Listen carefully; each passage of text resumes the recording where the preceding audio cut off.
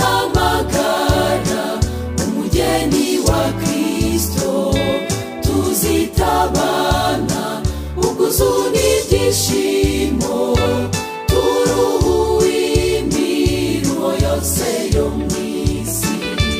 hariho umunsi impanda zizavuzwa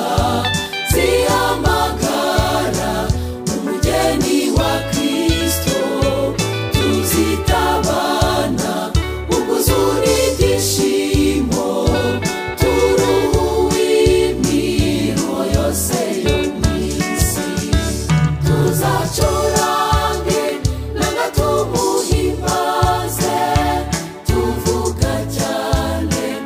turakoze mwami tuzacurange nanga tumuhimbaze tuvuga cyane turakoze mwami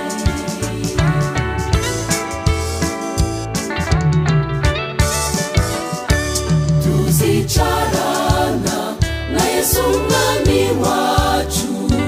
kuko kunesha kuzaba kubonetse tuzabwira urupfu ndetse na Satani tuti mbese